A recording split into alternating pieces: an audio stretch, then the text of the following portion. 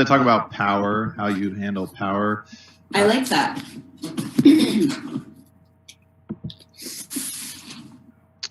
Let's see. I think I'm live now, and everything's working right. And let's see if you...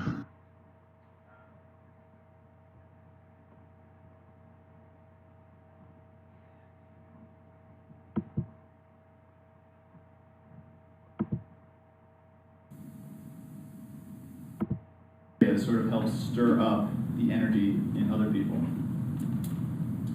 So anyways, back to what the heck I was going to do for my friend in my county. How could I make this happen?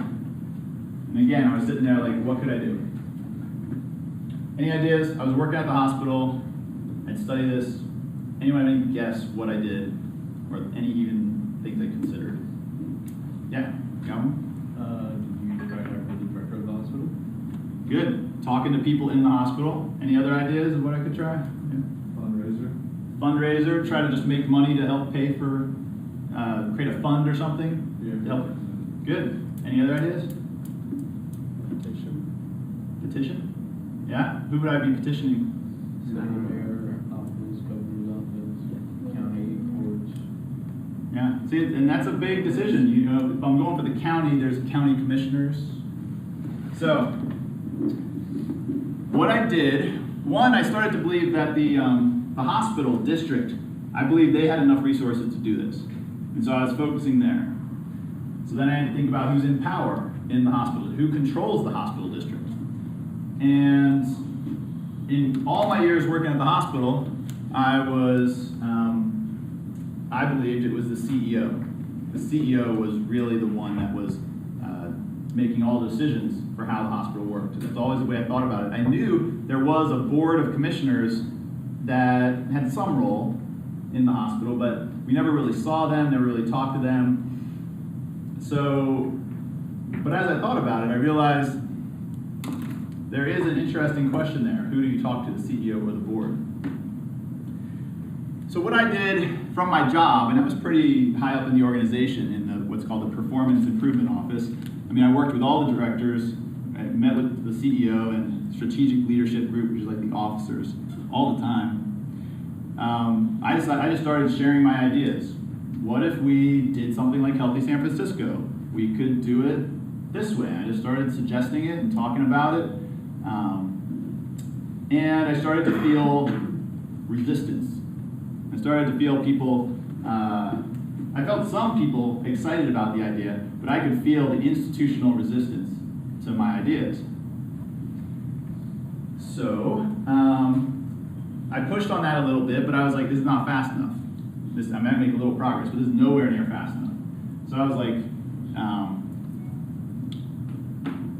basically, after thinking about it, I decided the commission was the way to go, because they were the ultimate authority in the district. And even if I convinced the CEO to go full on with what I was thinking, if the commission wasn't on board, then he would have a problem. And so I was like, the commission is the way to go. The authorities of the hospital district, just like Gavin Newsom down in San Francisco, the ones in charge need to be saying, this is what we want to achieve. And so I was like, how do I get the commission to own this, to do this, and to champion this? And these were I could have made this, could have asked you guys what you think the possibilities are, but this is what I came up with. I could find someone to run, to be a candidate, and try to, help them win and help them change the priorities of the commission. Or I could do something really crazy, which would be the candidate myself and run for the commission. Only problem is if I won, I couldn't work at the hospital. And a hospital commissioner makes only about $10,000 a year. And I was making about $50,000 a year, and I was working only 30 hours a week. So Thoreau would have been thrilled. He would have been like, you're doing pretty well. You're making good money, working less than the 40 hours a week that Twin Oaks, would have made me do. So this is a very difficult point in my life, a very big decision point. This is, again, where meditation comes in. So I decided to run for office, and that guy is my campaign manager, that guy I'm holding there. He was also an activist with me, but he also he ran for office himself before Occupy. So I transformed myself into politician Matt, and that's my campaign photo, and I decided to run.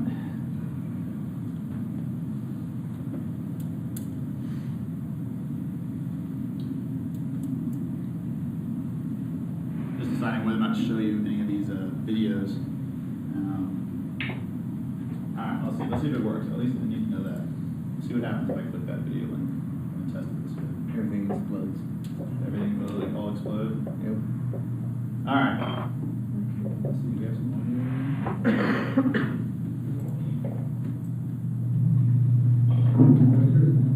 Thank you. So, hello everyone. First off, I just want to thank everyone on the board for your years of service, especially those of you that many years. And I want to thank everyone in the room who helped create and draft the strategic plan for Jefferson Healthcare and drafted it last year, and we're still refining the process. The strategic plan has made us stronger, has made us more focused. All right, that's enough of that. So I'd already announced that I was a candidate, but this was the first time I went into the boardroom and spoke publicly and said, this is what I think we should do, what I think the hospital should do. And I guarantee you, this was terrifying, to going in there and doing this. I mean, I worked at the hospital, and so it was a high pressure situation. And I also, I bit the bullet and I brought in a video camera and videotaped it because I knew I was going to use it on my campaign website.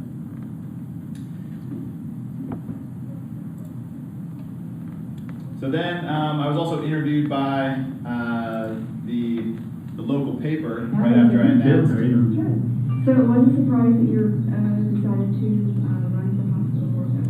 Was this something, a decision you've been making for a long time, or tell us about your I think about a year ago, I decided. I first had the realization that this was a real possibility, and then I think it was about 3 months ago.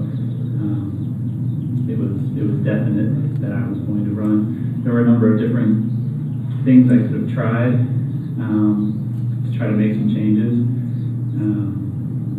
Since I was exploring different options, talking to a lot of people. All right, so I'm about to say what I already said to you guys. Why I decided to run, because I thought that was the only way to make change. So once you run for office, your life transforms. It's a real, I don't consider it an enjoyable experience, you know, to have all that attention, to have articles written about you, to have, you know, letters to the editor written about you. You know, if there's negative stuff, it's not really fun. But I believed in what I was doing, and I had, which is really important, I had support. I had support of people around me. You don't run for office alone. And in fact, I don't think you really do anything significant, activist-wise, alone. You want to have a network of support. So if you have like an idea of something that you want to do, first step is find 4 or 5 other people that also want to do something about that, and because you need that kind of support, one, to help you think through what you're doing, and also just that support when things go rough. So another thing I had to do was choose who I was going to run against. There were 2 people up for election, and so I had control of when I said which opponent I was choosing. I had declared I was running, but I didn't say who I was running against. Everyone wanted to know, my opponents wanted to know, but that was one of the few things I had control over. I didn't have to tell them until I registered, so I didn't tell anybody. I let both these people sitting on the board sweat until the last minute, and I decided to run against the president of the board, who was a retired MD and a very right-wing, politically, a very right-wing politician. So then we had the whole campaign. We have debates, speeches, door knocking, fundraising, pain, awkwardness.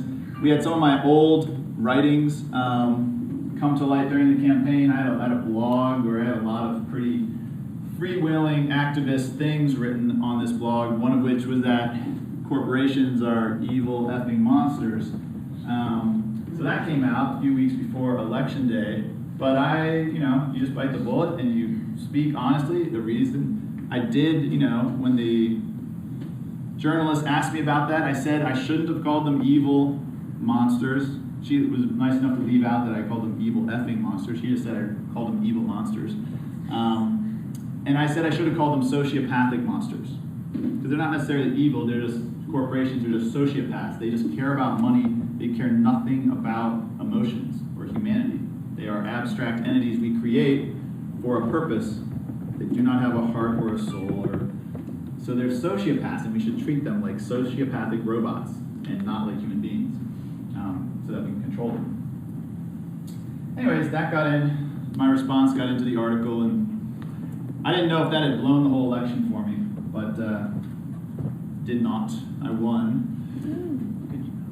Yeah. And this is another thing I did during the campaign. I met with Sherry Appleton. She's a Washington State representative because she is the sponsor of a single-payer healthcare bill for Washington State.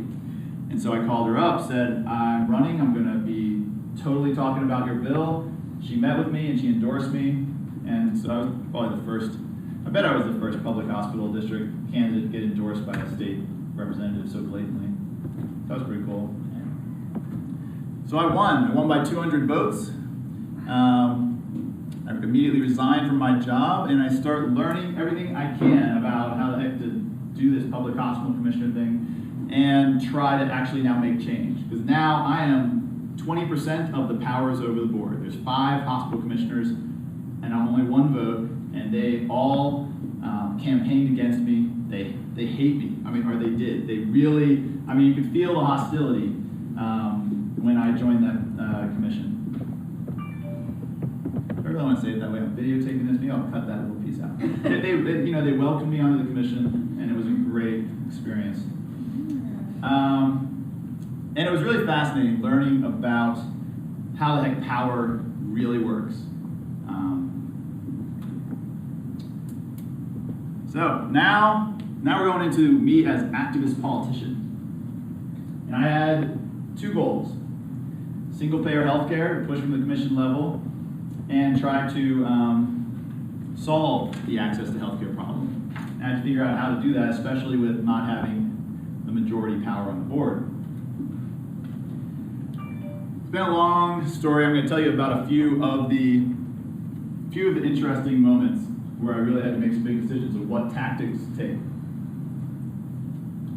The first one was that you would sit in the boardroom, and this goes back to the egalitarian facilitation thing, where it's really important to decide who gets to speak and how long they get to speak. That's power,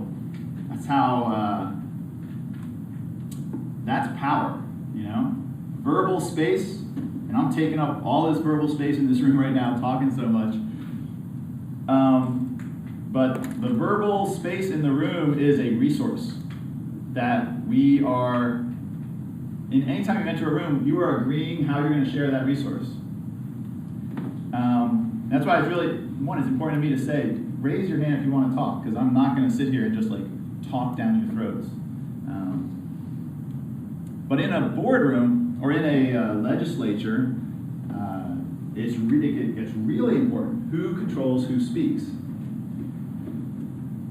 And so we get in there, and I want to talk about some stuff. So I raised my hand. They weren't even raising their hand. They were just sort of talking, and so I was I'm being polite, I'm going to raise my hand, and I would speak. But the chair would cut me off and just be like, we don't have time, man. Just try to move on. And it was very aggressive, and people came up to me after the meeting, and they were like, that was really, they found it uncomfortably rude, the way they were trying to just keep me from even talking.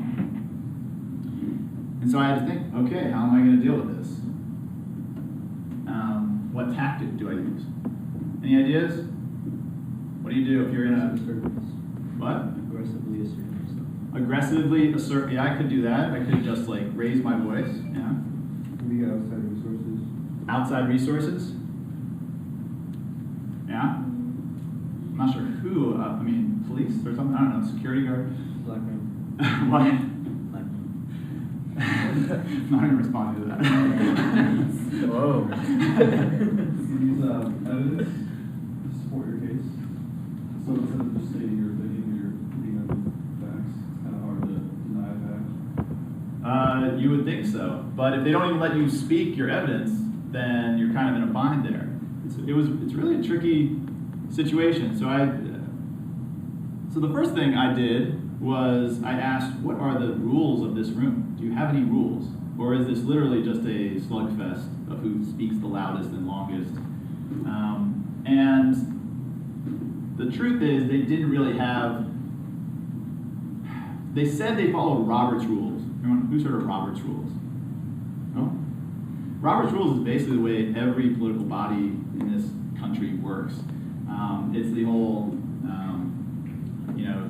there is someone that's the chair of the room, and someone, the chair recognizes people, and then you can make motions, and a motion has to be seconded. Oh. Yeah, that's all Robert's rules. Created by this guy named Robert. That's right. So they said they were following Robert's rules in theory, but they weren't actually following them. But because they said they were, I could just refer to that. I guess I did what you said. That's the outside. Who said outside authority? Outside. Yeah. So that's what I did. I was like, the outside authority was the rules that they said they were using, and I tried to use that. But they still were. The chair still has a lot of power in Robert's rules, so they can cut you off. And the other thing they can do is just ignore your suggestion. Like I could make a motion, and they could just, no one seconds it, we don't even have to talk about it. And so I'm really dead in the water there. So I was like, I don't want to sit on this board for 6 years and just be walked over and not have any of my motions even considered or discussed. So the tactic I came up with was, I'm going to record every meeting and share the audio on my website, and I'm going to write up transcripts of any interesting exchanges, because I want the public to know what I'm doing. I mean, if they wanted to sit there and ignore everything I said and use what I considered really weak arguments against me when they did respond, I'm going to at least let everyone that voted for me and everyone in my county know exactly what's happening. And I was like, I could do that for 6 years. That would be fine.